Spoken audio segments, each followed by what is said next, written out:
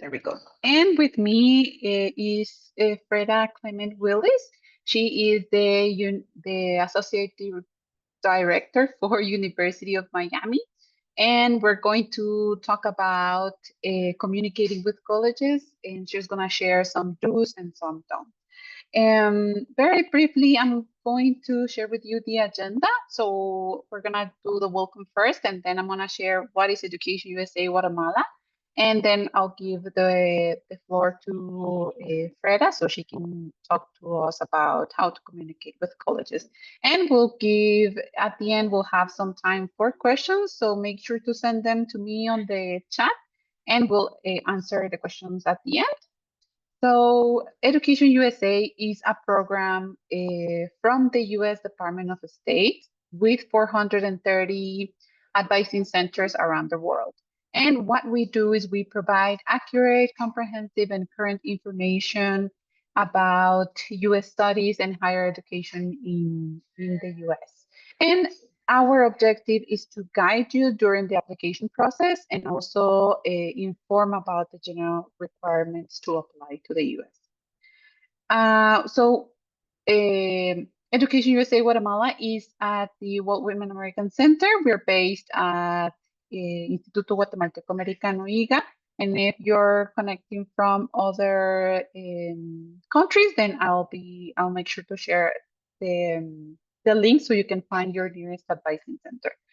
And so our services, we have different information about undergraduate, graduate, summer programs, and intensive language programs.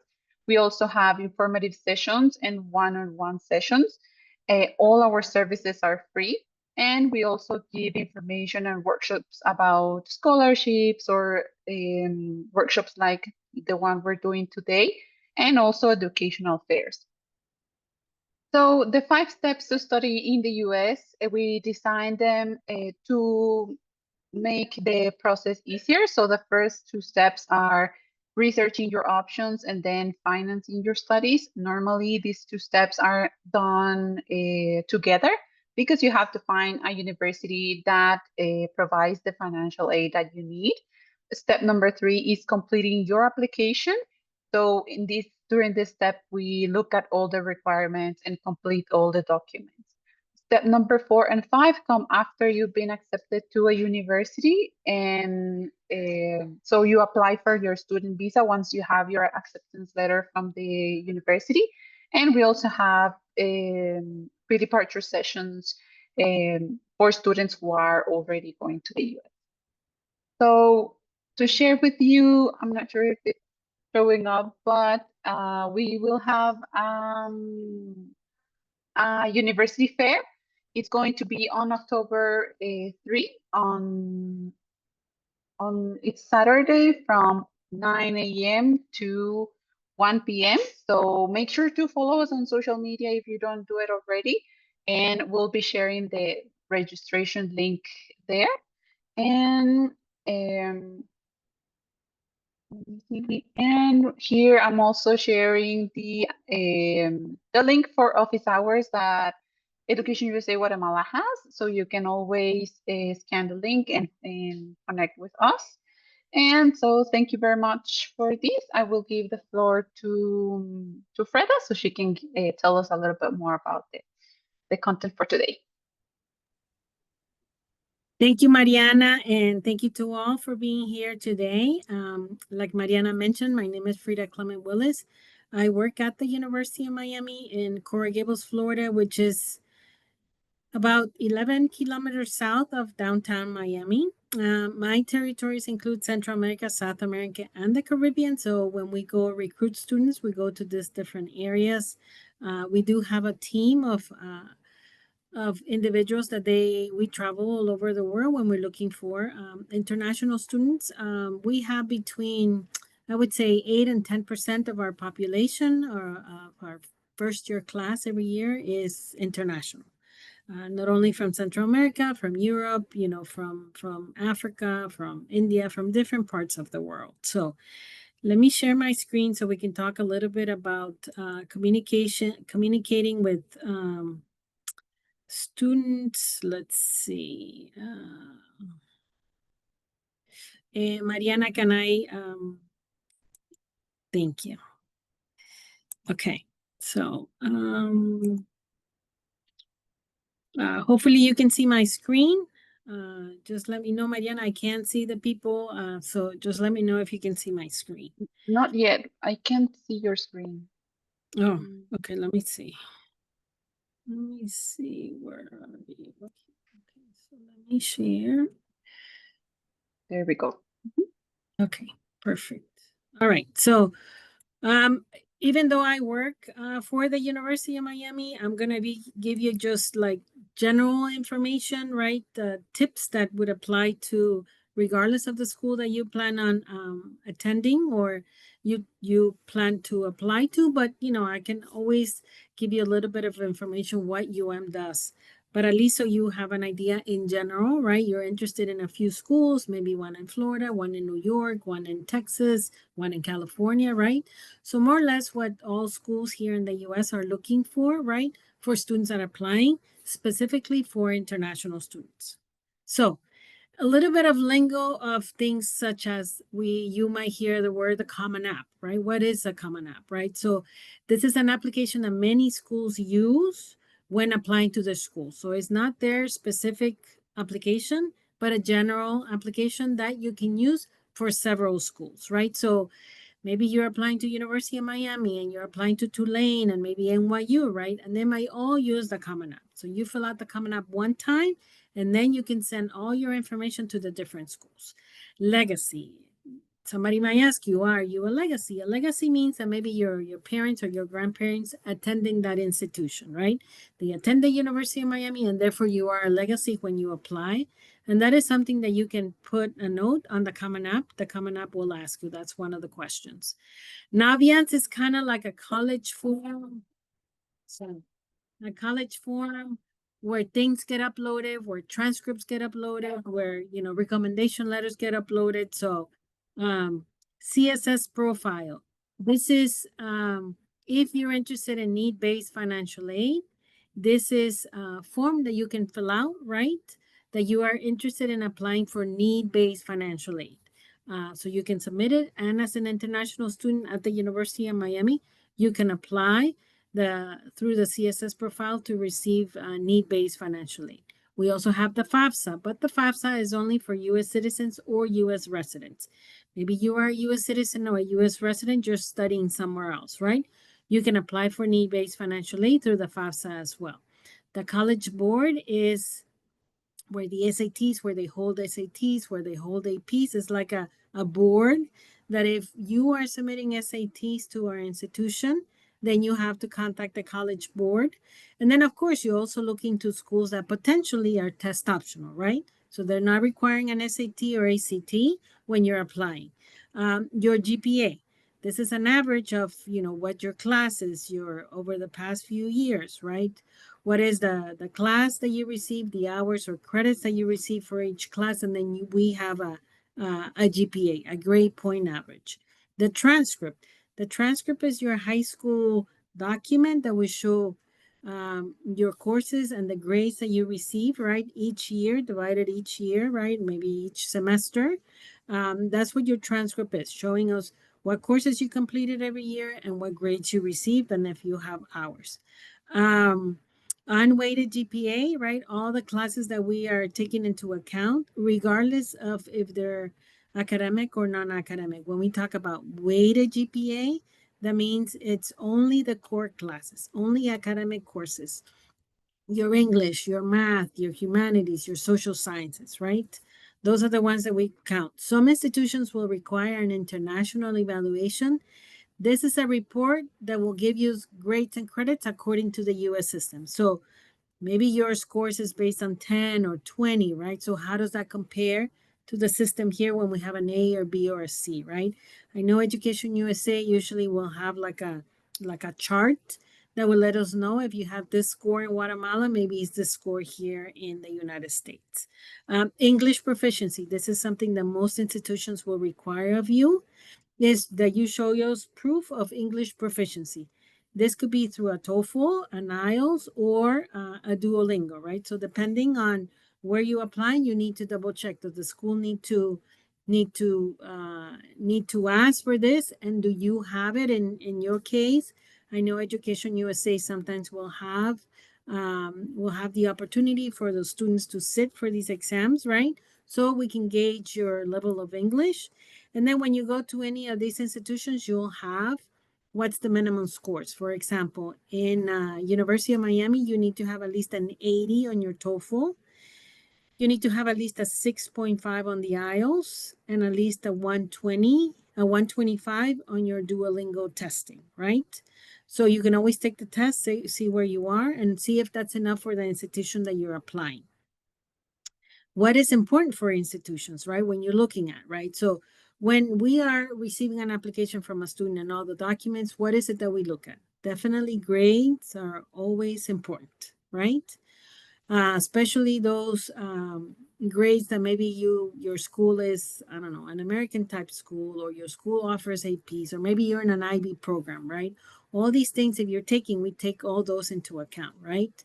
Do they require SAT or ACT, and what is the score? What is the minimum score, right? For example, we at the University of Miami are test optional when it comes to SAT or ACT, meaning if you're a student graduating from a high school outside of the US, you will not be required to submit testing. If you're a student that, let's say, is finishing high school in the United States, then we will require for you to submit testing. So at University of Miami, our range of SATs, 1300, 1350 is the lower end, and maybe 1450, 1460 is on the higher end. So if you have testing and it falls in those ranges and you want to send it, is great. But again, you can, many schools are still test optional. I mentioned the English proficiency requirement. We will have, the Common App has 2 essays. One that is a bigger one, like 650 words, I think it is. They give you several prompts, you pick one and you write about it. And then sometimes there is a second smaller essay that maybe the institution wants to know, why are you interested in that institution, right? Why do you want to come to this particular institution?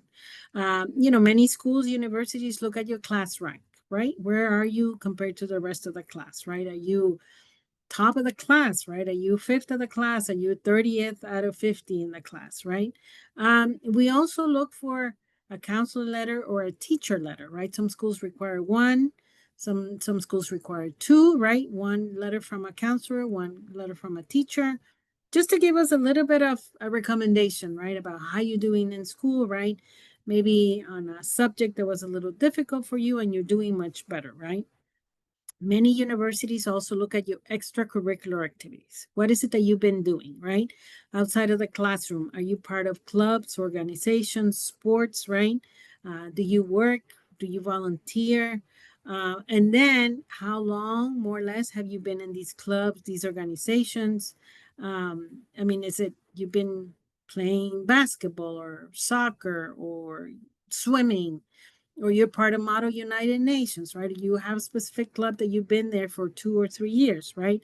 And to show that maybe you started as a secretary, also looking at, and now you've moved up to maybe VP of that class, of that class, or maybe of that club, right? So all those things, positions of leadership, is something that we like to look at. Also, keep in mind that depending on the type of program that you are applying to, maybe you are applying to a music school, right? Or a theater program, right? And you will require to submit an audition. So sometimes it's a pre-audition tape that you submit when you submit all your documents. Sometimes, let's say, for example, you're applying to architecture. Some schools will require a portfolio that you have when you're submitting your application to the School of Architecture. In our case at the University of Miami, we will require for you to have either a portfolio, and if you're not submitting a portfolio, then you need to submit testing. So regardless of where you come from, right? You can come from Guatemala or China or, Nigeria. If you're applying to the School of Architecture at the University of Miami, we'll say, okay, either you submit a portfolio or you submit testing. So that is something important that you always keep in mind, that when you're looking at where you're applying, just double check and see what the requirements are. All right. So another thing that maybe what's important to you, right? Do you want to go to a place where it's cold and you see snow, right? Maybe you don't have snow in your country, but you want to go to a place like that. Maybe you want to go to a school that maybe is close to home, right? And not too far away, that you take one flight and you're there, right? Maybe it's in a big city, right? Do you want to go as far away as possible that you can, right? So you're talking about maybe taking a plane, taking a bus, right, to get to this school, right? Are you looking about the size, maybe of the school, right? You want a big school, you want a small school, right? Maybe you're used to only having 25 or 30 students in your class, and that's what you're looking for at the university. Or you don't care if you're one of out of 500 kids in a class, right? So you want to keep that in mind. What opportunities do you have, either as a student, as a general, as a domestic student, as an international student? What resources that this institution have, right? Are they going to be able to find me a job when I graduate, right? And also the cost. How much is it going to cost for me to go to university in the United States and complete my degree, let's say in 4 years, right? But having said that, I would say the disclaimer that don't be scared by that price tag, right? Because, it's becoming very expensive to attend schools in the United States. But at the same time, most schools will offer scholarships, most schools will offer financial aid. So at the end of the day, even though that big price tag could become very small, very affordable, right? So again, are you looking for a school where the school is the city, right? And there's nothing else other than the school? Or are you looking for a school that it's maybe within a big city, right? That there's always things to do outside of that campus that you might be, right? So again, just keep that in mind. Okay, so how are you going to find what is your fit, right? So again, you're looking beyond the name and the numbers, right? You say, oh, I want to go to an Ivy League school. Okay, well, that's good. Look at what the requirements are. Maybe you don't have the GPA that they're looking for. Maybe they don't have the testing that they're looking for. Maybe their admission rate is only 2% or 3%, let's say for Harvard, right? So out of 100 students that apply, maybe they only take one or two, right? Do you feel like, well, I'm valedictorian of my class, I'm top of my class, I think I could apply, right? But maybe you're not. Maybe you're like, oh, well, I'm 10 on my class, so my scores are not that high. So, maybe then you're thinking, okay, maybe I should apply to other schools that are not so competitive to get in, right?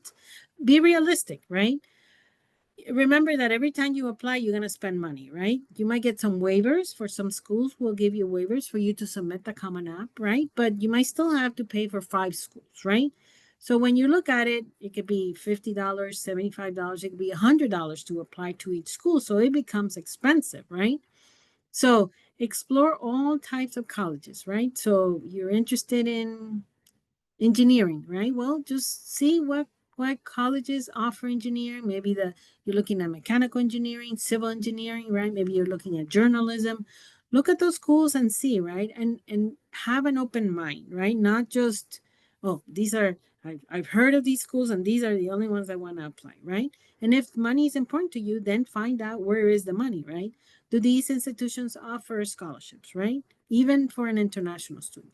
Do these students offer need-based financial aid, right? So look at all these areas, yeah, when you're looking, deciding where do you want to apply. And again, like I said, be open-minded. Education USA,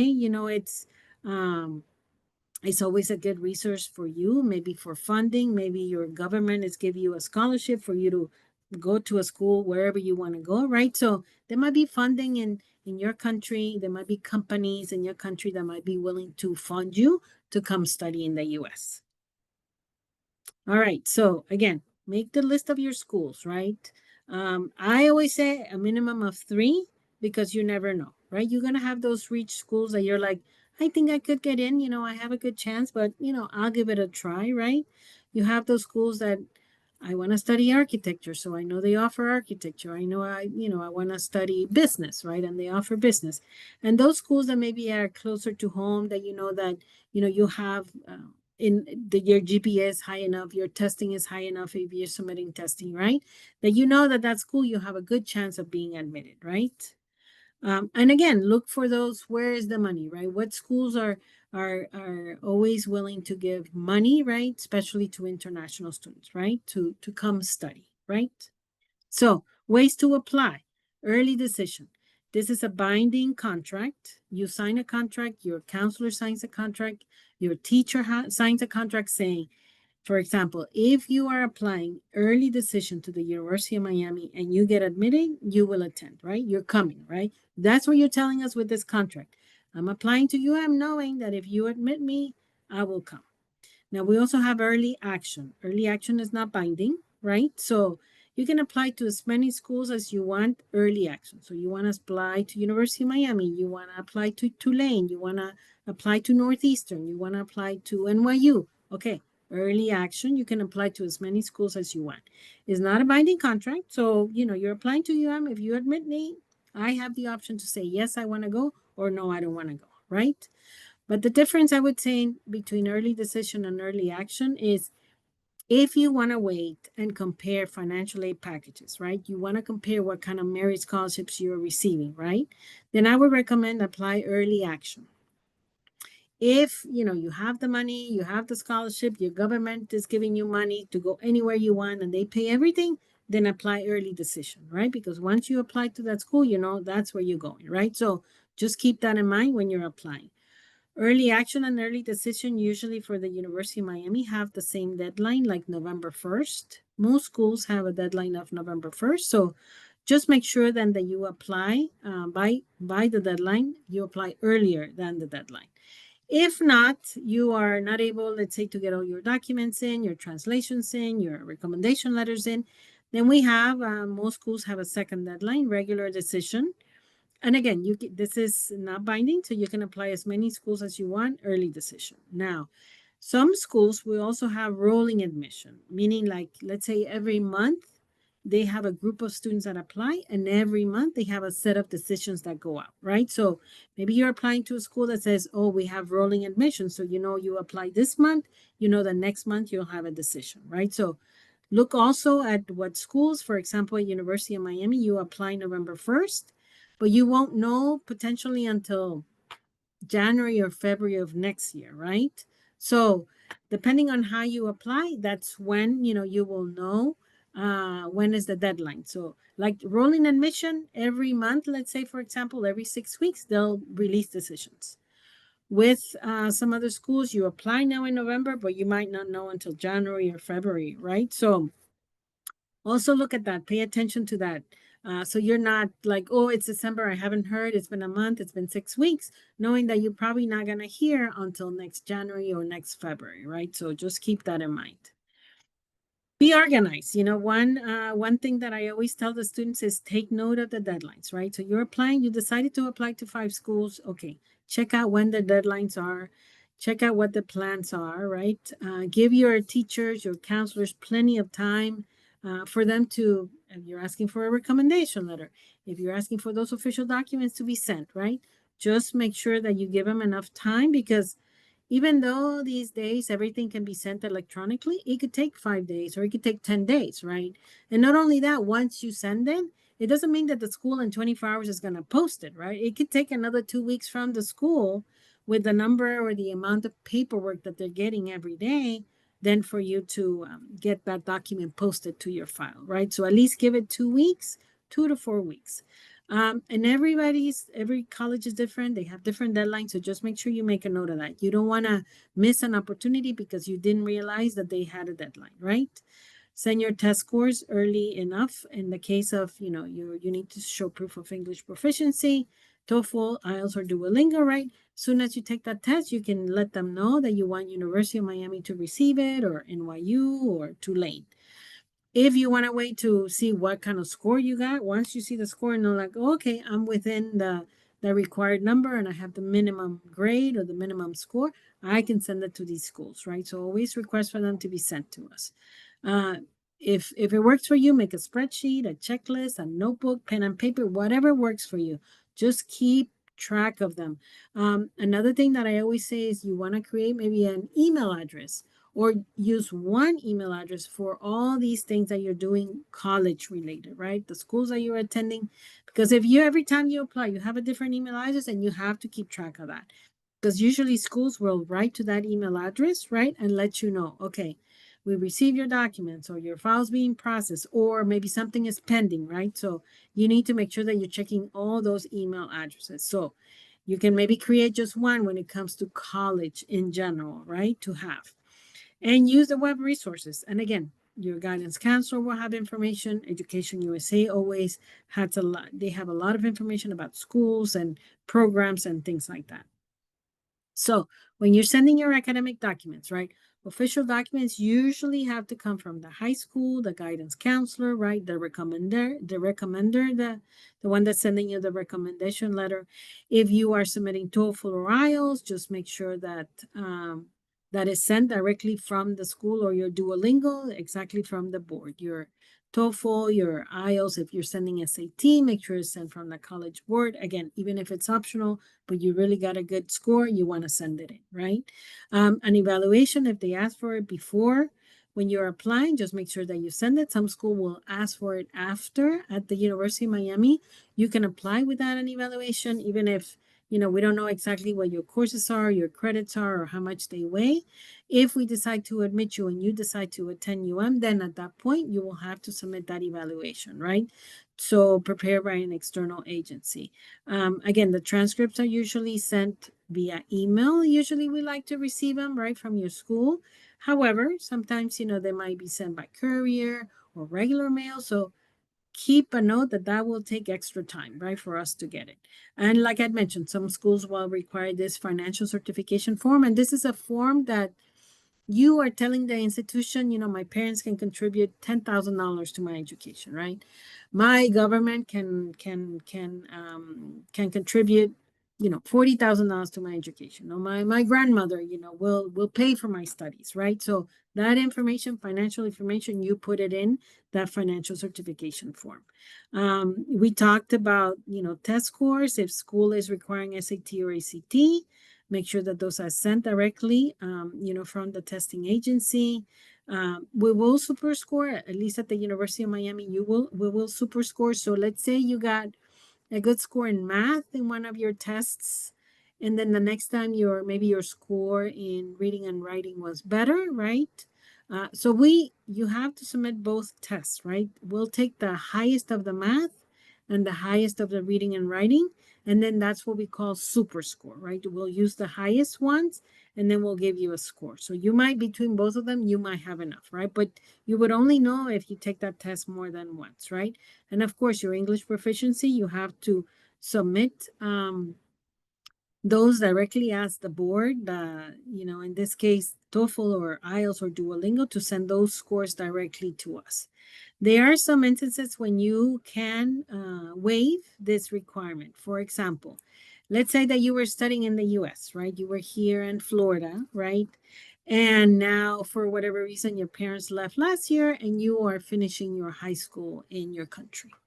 If you were here at least 10, 12 years, it's a good chance you speak very good English, right? So you can potentially say that, maybe it's your English is your native language. Maybe you're attending a school doing IB, right? And then, you will see that we will get credit for IBs, right? So depending on, there could be some curriculums where we could waive that requirement. But if not, keep that in mind, that those testing needs to be submitted and needs to come directly from the examination board. The essay.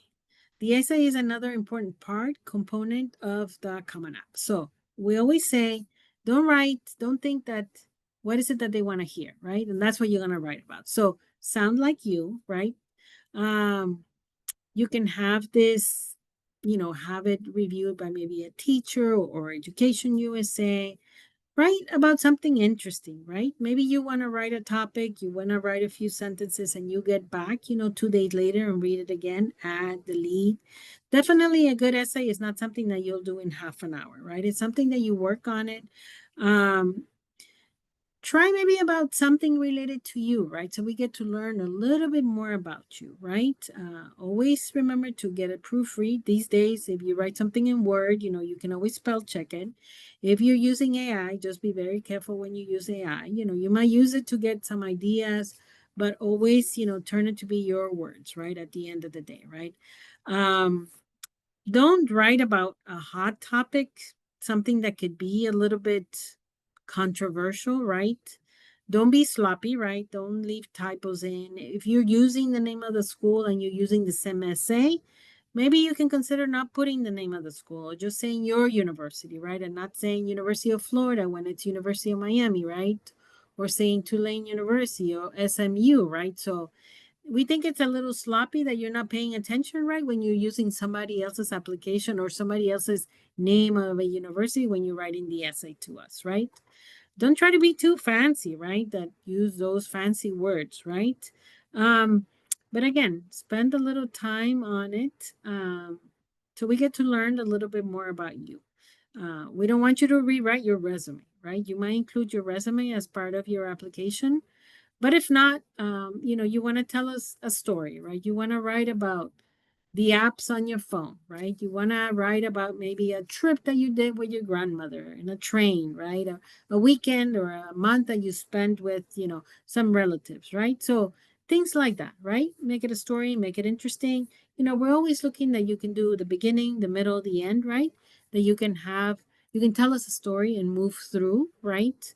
With those skills to think and get your ideas in paper. Financial assistance, I mentioned. We have scholarships. There's athletic scholarships. Maybe you're a top swimmer in your country, right? You do track and field, right? And you want to come to a university that has athletic scholarships, right? That could offer potentially money for you to study and do sports. So keep that in mind. At the University of Miami, we're a Division I school, so we do offer some scholarships for Division I programs such as American football, baseball, basketball, track and field, swimming, so you can always go into the website of the school and find out. Again, I mentioned maybe there's a business that is willing to pay for your studies to come to the United States, right? In the United States, we have Bright Futures as an idea or some kind of funding that we help Florida students stay in Florida. But again, maybe there are some scholarships. I know Mariana mentioned, I think the Walton Scholarship, I think that some students could potentially earn, right? And that could help you. That could be money that you are bringing to an institution, right? When you're applying. If you're interested, again, merit-based is based on you and your numbers and your GPA, right? And your stats, your involvement, right? Your SATs, right? Now, need-based, right? So this is something that through a CSS profile you can fill out. Here in the United States, in that case, you need to tell us a little bit more information, not only about you, but your family, right? If you have brothers and sisters, if they are attending school, what your parents make, right? What kind of job they have, right? So just to get an idea as a whole family, if you qualify for need-based financial aid, right? They could be grants. Usually for international students are grants, so it's money that you don't have to pay back. Work study, we might provide work study for you.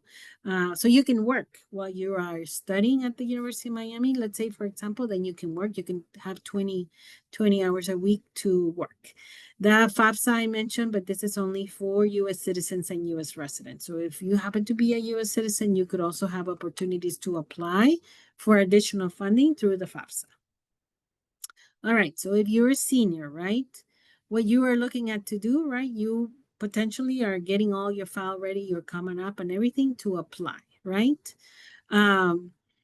November 1st is most of everybody's deadline, so just make sure that by then you have applied, and keep that in mind that you don't want to wait until November 1st, right? If your Common App is ready by October 10th, send it in and start sending all the documents that you need to send, your transcripts, your recommendation letters, your testing, request your TOEFL or your IELTS, your Duolingo to be submitted, right? So that's the thing that you are looking at now to apply now, November 1st. We know you're still going to school, you haven't graduated, but we're going to look at your transcript, but based on past 2 or 3 years, that's how we're going to decide, right, what your track record is. Because we are assuming if you do A's and B's, by the time you graduate, you're going to have A's and B's, right? As a junior, right, you still have a little time to apply. Maybe you have time to research schools, right? You have time to research scholarships, right? You have, that potential to keep on continuing to have good grades, right? To continue to, if you have access to take AP courses, so some more rigorous courses, that you take those, right? You're working on your extracurricular activities, right? You are preparing to sit for your SAT or ACT or TOEFL or Duolingo. So all these things, because you still have, usually you apply to institutions the senior year. November of your senior year, knowing that you, let's say, graduate in May, maybe you graduate in December, right? And it's next year when you will attending university in the United States. All right, so to wrap up, narrow down the list of schools, right? You don't want to apply to 100 schools. I mean, you can, but it's a lot. If you're able to visit schools, many schools have like videos, YouTube videos on their website. So you can even just from your room, right? You can visit the schools, virtually visit the schools if you don't, maybe don't have the funding to actually go visit the school in this state somewhere here in the United States. Note your deadlines, get organized. Make sure that the school offers or accepts the Common App, the Coalition App, Naviance, whichever is it that you need to submit your documents, make sure that you know which way to send them. Send your test scores. Again, they have to be official. So make sure that they're sent directly from the examining board. If there's a questionnaire that maybe Education USA or your counselor is filling up, right, that you have all this information, that's what you're looking for. Make sure that you do that ahead of time, right? To ask for all these things ahead of time. Start writing your essays, right? Every day you can write a little bit, you know, in a week, in 2 weeks, you'll have something nice. And then you can have somebody read it or review it and see what they say. Research and apply for scholarships if the schools require for you to apply. In our case at the University of Miami, we select the students for the scholarship, so you don't have to apply. Any student that applies to the University of Miami automatically is considered for merit scholarships, regardless of your citizenship. Talk to your parents, right? Include them in the process because that is important, right? You want to go away for, you know, for college, right? What can they afford? You know, maybe you have your grandmother lives in LA. Maybe you have a cousin in LA that maybe you can stay with them, right? How you can make it work, right? And of course, see your school counselor, educational advisors. They are the best at giving you advice, at giving you resources, at giving you options, right? When it comes to, you know, this could be a very daunting process, right? So having all these individuals that can help you, right? You're going to have to do a little work and you're going to have to do a little research, but at the end of the day, you'll have the support from many people, right? When it comes to applying and then waiting for those decisions. And I think with that, I do thank you for being here. And now I think, Mariana, we can ask or answer some questions. Excellent. Thank you. Thank you for that information. So the first one is a bit general. It says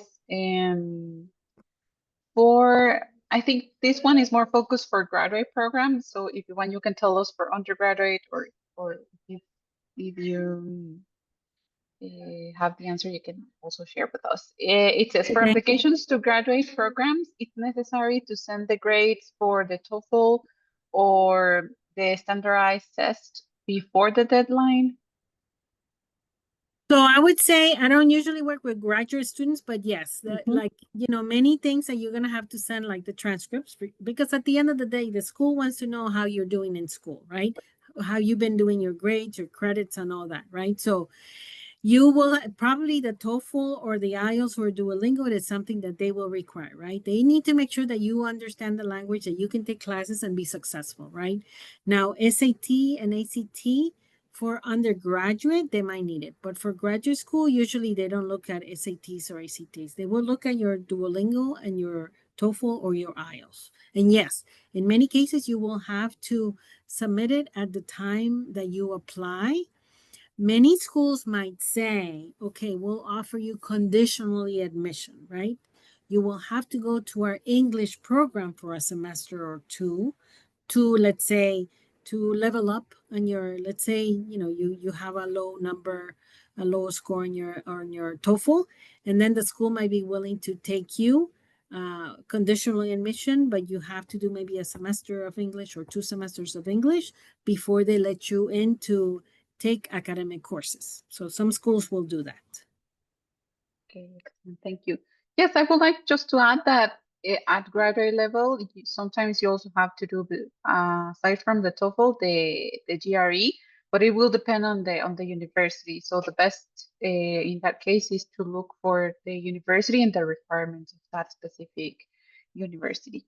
And then we have, how much weight do essays or writing samples carry compared to GPA and test scores when during the admission process?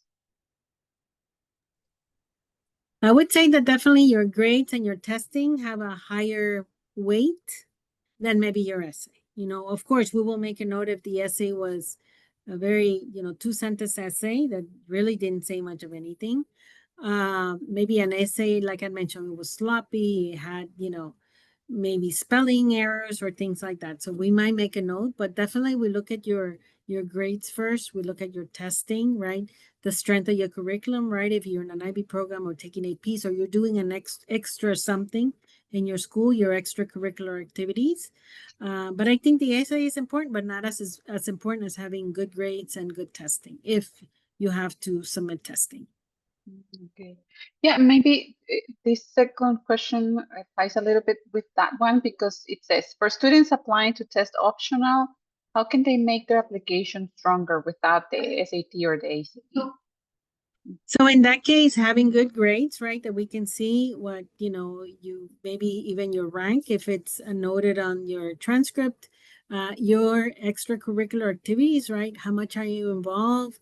Do you do volunteer work? How many hours of volunteer work? Are you been in Model United Nations for the past 2 or 3 years? Maybe you play a sport. Maybe you've attended, conferences, right? So those are areas that you can include that would make your file stronger. If you're not submitting testing, then having good grades, having extracurricular activities that are strong, right? Consistent, year after year, you're doing these. You go volunteer every Sunday, right, for the past 2 or 3 years, right? Maybe you go help teach students, from lower socioeconomic, or maybe for a little town and you teach them English or you teach them math, right? Or something, right? So all that counts. So even if you don't have testing, good scores, like good grades, extracurricular activities, strengthen your curriculum, those things that we can look at. Thank you. Also, here, okay, so what's the ideal number of colleges to apply to in order to balance chances of admission with application work? Remember that it's not like you're playing like the lottery, right? And you're gonna hit it. So, I mean, it again, it will cost you every time you apply to a school, right? They might give you a waiver, so you'll say, okay, I'll apply to an additional one. But at the same time, you have to keep track of all these things, right? All these schools that you're applying, right? So I would say I would say at least I told my sons between 5, 7, and 8, maybe schools, no more than that. Because then it becomes too many of them, right? Maybe you're looking at a specific major and you want to see what schools offer that major. Maybe you're looking at, again, like I said, you want to go to University of Florida because University of Florida is the town, right? Where you're going to school. So, maybe you want to go see snow. So definitely you want to apply for a school up north, right? NYU or, Ohio University or wherever the case may be. So, all those things you have to take into account. But I would say, at least a minimum of 3, but maybe no more than 10. Excellent, thank you. Yeah, we as Education USA recommend 7. And again, if you want to apply to more, yeah, it's up to the student. But it will also depend on your budget, what you were saying, that it will cost you to apply to different universities. So you have to balance that. And then we have another one. It says, when I apply, am I required to pay the school's room and board?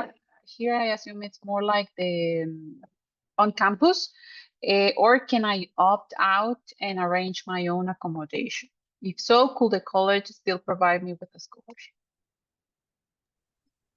So yes, when the school offers you a scholarship, and I mean, I can talk a little bit about the University of Miami.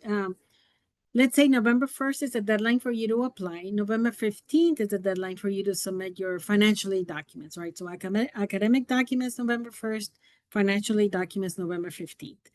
That way, if we have everything by the time you receive your offer of admission, right? You would also get a letter of a financial aid letter that could say, okay, we've been offering you admission and you get this much money in scholarship, that you get this much money in need-based financial aid, right? So let's say, for example, at the University of Miami, we require for all students, their first-year students, to attend and live on campus, right? We have housing for our first-year students. Now, you tell me, well, my parents have a house there, my grandmother lives there, you know, my sister already lives there, so I'm going to live with them, and I can commute to school every day, right? We have an elevated train, the Metro Rail that will come. There's a station right in front that you can take the train and come to school, right? So if you are staying in Miami-Dade or Broward counties and you can drive or commute, right, to school every day, you can request for a waiver. So you don't have to live on campus, right? Because, you know, you have somewhere else to stay, right? But we usually require for students, first-year students, especially international students that are coming from another country, that they have to live on campus. We do have housing for all our first-year students. However, you have that possibility that you can submit a waiver if you have somebody here local that you can stay with. Let's say, or maybe you're moving to Miami, right? For example, right? And then you can request for that waiver not to live on campus. But yes, you can still receive a scholarship even if you're not going to live on campus, right? Okay, excellent. Thank you. So I have another question. It says, as an international student, it's been difficult to find universities that offer need-based financial aid. So do you have any recommendations, like what to do or how to navigate this? It is becoming a little more difficult because of the fact that many students are coming to the United States. So, you know, there's just a certain amount of funding, I guess, that can go around. We at the University of Miami, through the CSS profile, you can definitely apply for need-based financial aid. Now, of course, we're going to give it to the students that show that they have need, right? If you or your parents have $1 million in the bank, there's a good chance that we're not going to give you need-based financial aid, right? Now, the other thing that could be is also we received at the University of Miami over 50,000 applications, right? Probably next year a lot more. But at the end of the day, we can only take about 2,200 students. So when you look at the funnel, right, the 58,000 or 50,000 applications, and then you look at the little bit of number of students that we can admit, right, it becomes very competitive for you to receive scholarships and for you to receive need-based financial aid, right? So we do have international students that we give scholarships to, and we do have students that we give need-based financial aid to, right? But again, you have to have good grades. You have to have, let's say, if you submit good testing, you have to be really involved, right? Maybe you're a valedictorian of your class, right? Maybe you are the president of your Model United Nations, right? You've been doing volunteer work for the Rotary Club, and maybe you've gone to other countries. So there could be a lot of things that could help your application, right? And the opportunities to receive need-based financial aid as well as scholarships. Now, in our website, and I'm sure many schools have it as well, when you look into financial aid website, there's usually outside resources that they might point you to other programs, other schools.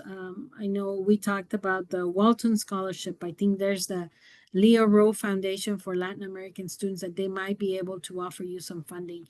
Maybe through Education USA, they might know other sources that they might be willing to give scholarships, maybe because of your religion or maybe where you come from, right? The area of the world that you come from, right? So there's many institutions or many companies might be willing to give money to girls or ladies that are going into engineering, for example. So depending on the major too, you could potentially get a little bit of funding, right? We have at the University of Miami, the School of Architecture would also offer you a scholarship in addition to any scholarship, that merit scholarship that the Office of Admissions could give you. The School of Architecture could give you money. Maybe you're a musician and you're applying to the Frost School of Music. They also give scholarships. Maybe you're a talented athlete, right? And you play volleyball or basketball, or you swim, or you do track and field. You might get an athletic scholarship in addition to any merit scholarship that we can give you. So there's definitely other areas. I would just, Google it and find out for international students, right? What type of funding there's out there that you might be able to qualify for. I know that through Education USA, sometimes they might help you pay for your TOEFL, or they might pay you for your SAT, right? So they might pay you for some things, maybe for translations, right? So there might be some things that they will help you with, but just visit the university website and look potentially under financial aid. In the case of University of Miami, the Office of Financial Assistance, and under there is a tab for outside resources that students can look at and potentially qualify for. Excellent. Thank you, Freda. I would like to add that it's important to remember that the first and second step is to look for universities or research your options, and also the finance your studies step. So when you're looking for the universities, make sure to find out what financial aid they give, and remember, it's part of the best fit. Like, you have to pick a university that not only that has the program that you want, that it's where in the city that you would like to study, but also that gives you the funding.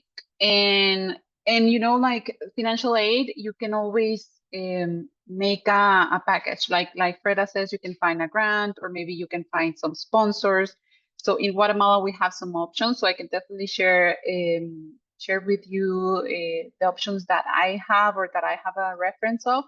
But it's a lot of you dedicating time to look for your options.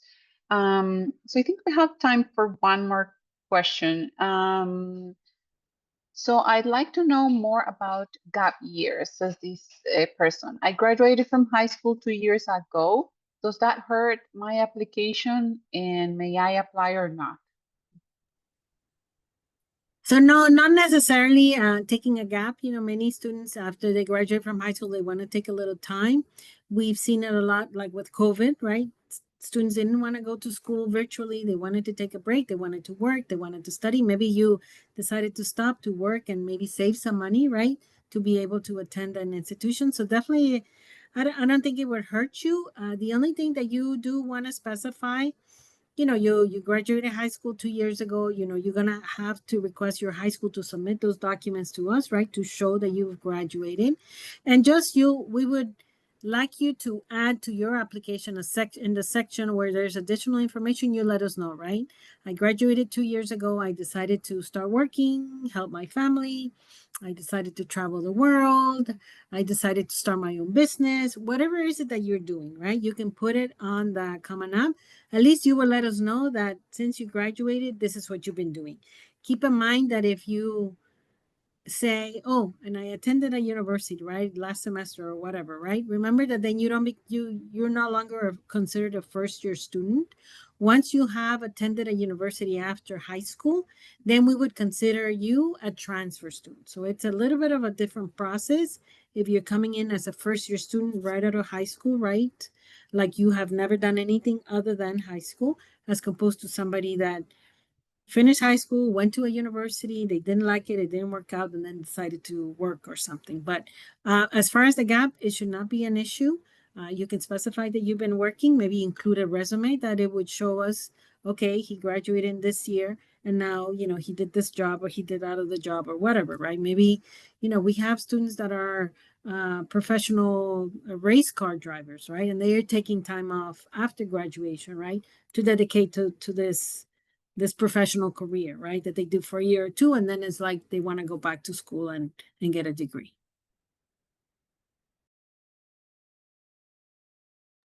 Excellent. Thank you. Thank you, Freda. So I think that's all the questions we have. So thank you very much for your time, Freda, and also everyone who joined for the webinar.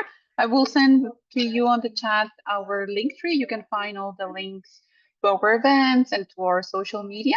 And I'll make sure to share the recording just so you have it as a resource. So thank you very much and have a nice afternoon. Thank you. Bye. Thank you. Bye.